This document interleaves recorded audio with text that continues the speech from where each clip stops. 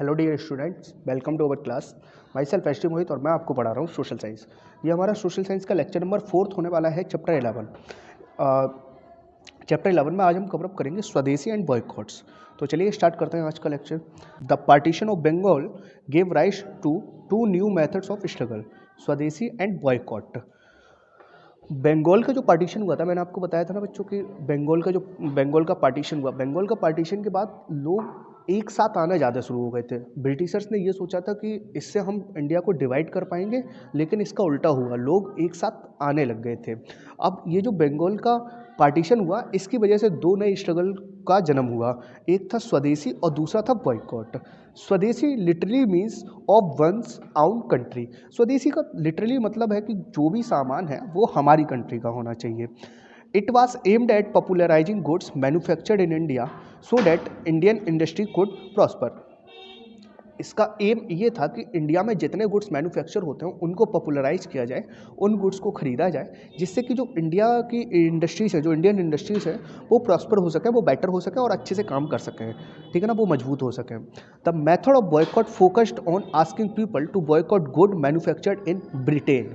जो बॉयकॉट का मेथड था वो ये फोकस था कि लोगों को ये कहा जाए कि जितना भी गुड ब्रिटेन में बनता है उसको बॉयकॉट कर दीजिए, उसको आप यूज मत कीजिए। This way the British would stop treating India as a dumping ground of British good.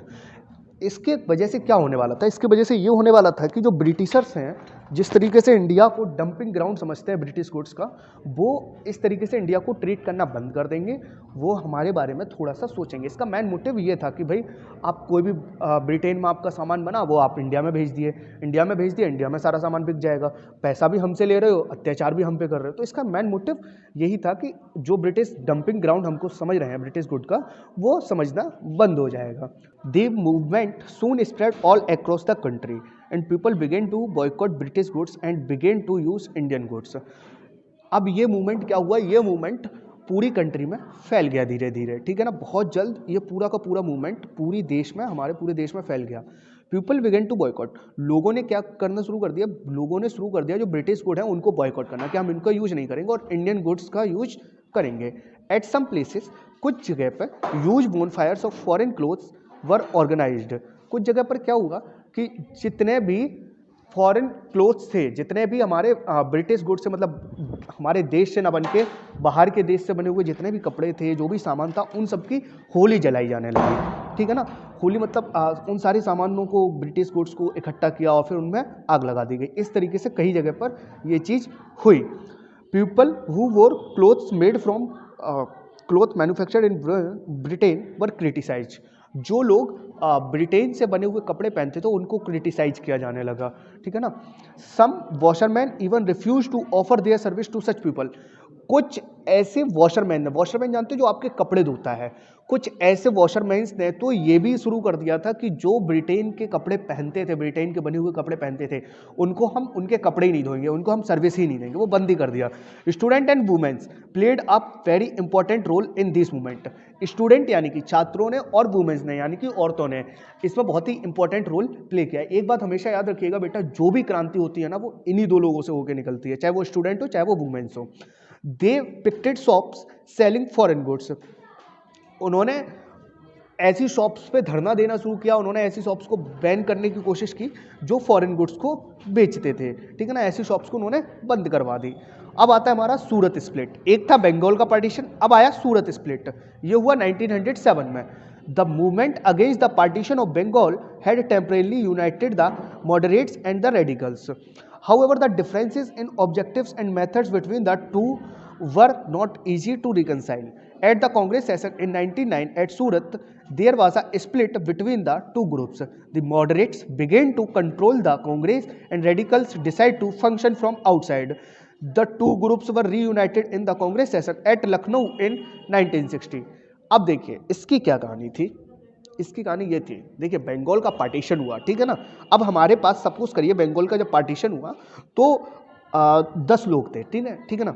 10 लोग दो दो हिस्सों में बटे हुए थे, दो दो के पार्ट्स में, 5 ग्रुप्स में, 5 ग्रुप्स में बटे हुए थे। कास्टिंग से हम ले सकते हैं, क्षेत्रवाद से ले सकते हैं, जैसे कोई यूपी का, कोई बिहार का है तो कोई तमिल का है, इस तरीके से लोग बटे हुए थे। अब ये जब पार्टीशन हुआ तो इसके बाद जो मूवमेंट हुआ तो लोग जुड़ना शुरू हुए। अब इस जब लोग जुड़ना शुरू हुए, ये 10 लोग जब यूनाइट हो गए, ये 10 लोग जब यूनाइट हो गए, तो ऐसे में 2 ग्रुप्स बने। ऐसे में भी 2 ग्रुप्स थे, एक थे मॉडरेट्स, एक थे रेडिकल्स। समझ लो 5 लोग थे मॉडरेट ग्रुप के और 5 थे रेडिकल्स के। मॉडरेट मतलब मैंने आपको पीछे बताया, रेडिकल्स थोड़े से जोशीले थे, मॉडरेट्स ऐसे थे जो सोच समझ के काम करते थे कि बहुत आराम से हम काम करेंगे। अब इन दोनों के ही ऑब्जेक्टिव्स में और मेथड्स में डिफरेंस था, दोनों ही अलग थे। आप जानते हैं भगत सिंह क्रांति कैसे करना चाहते थे और महात्मा गांधी क्रांति कैसे करना चाहते थे। दोनों का ही जो ऑब्जेक्टिव था और दोनों का ही जो मेथड था वो डिफरेंस था। अब ये डिफरेंट मेथड को एक साथ आ जाना थोड़ा सा मुश्किल था।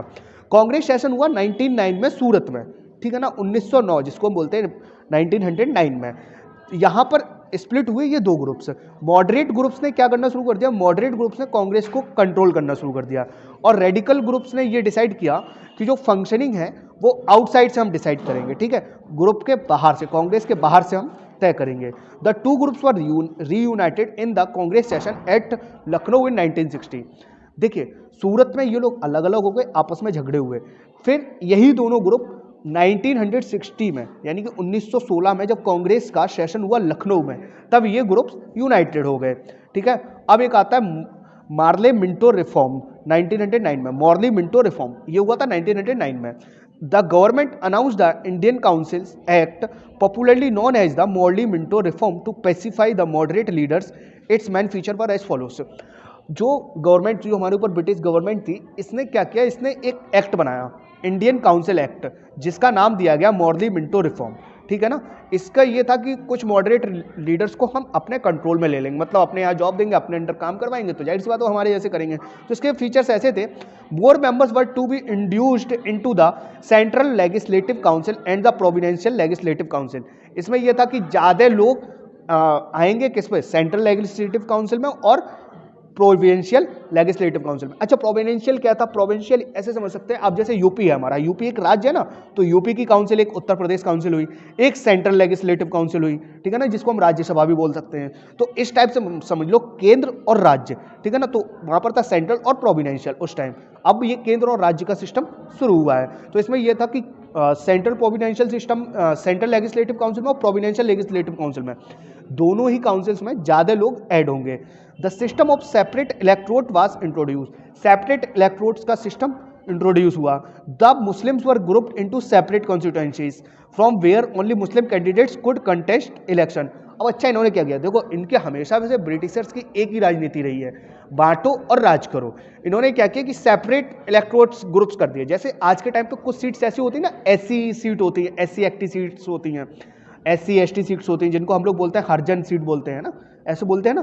तो वहां पर क्या होता है कि सिर्फ एससी की कम्युनिटी से ही बिलोंग करने वाला लोग लड़ सकते हैं। ऐसे इन्होंने क्या किया, मुस्लिम इलाकों में ये कर दिया कि सिर्फ और सिर्फ मुस्लिम ही यहाँ पर इलेक्शन कर सकते हैं। अब हिंदूज वहां पर कर नहीं सकते, जहां पर मुस्लिम बहुत ज़्यादा मेजोरिटी में है वहां पर मुस्लिम कैंडिडेट ही लड़ेंगे, तो इन्होंने ये चीज़ कर दी।